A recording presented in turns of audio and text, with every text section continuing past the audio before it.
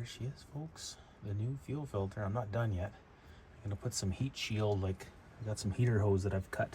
Some old heater hose that's gonna go over top of these lines.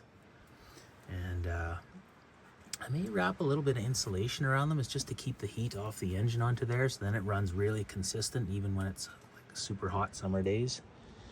So yeah, I wanted to put the check valve here instead of here, because there's my T. That's going to get changed. I'm going to go with a brass, and I'm going to go with a Y, not a T. And the Y will point up.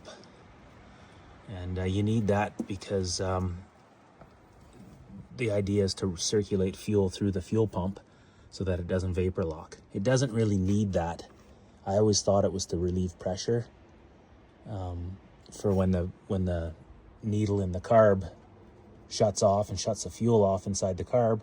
I thought that's why it needed a place to go, but apparently this fuel pump in here it doesn't need that, because it's only like 2 to 3 psi. So that's the plan. Is I'll put a brass, and the reason why I want brass is just the less plastic up here the better, you know, in case there ever was a fire. At least it buys me some time, especially wrapping these lines. This is much better line. This rubber stuff what I got, this will be better than the stuff I had. Like this stuff here, this is not real Tygon. I don't care what anybody says.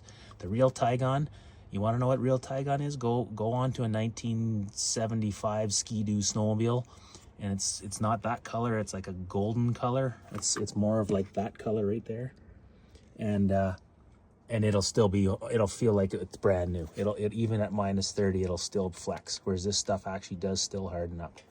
So this is China's version of Tygon. But anyway, so yeah, so that's the plan. Is the way the one-way check valve is now, it works good. It holds a little bit of fuel in the fuel pump area here, but it's actually bleeding off from here back into the tank through the return line. So I need it somewhere in line here. I need the check valve in here, and then have the T after that, and at least this will all be full of fuel all the time. So you can let it sit for 3 weeks. You don't have to worry about it. It'll have fuel in the carb, and by the time it starts up and runs, by then the fuel pump will have time to have sucked it up from the tank. So anyway, just little things, but yeah, it runs pretty good here. Let's see. It runs really good, actually.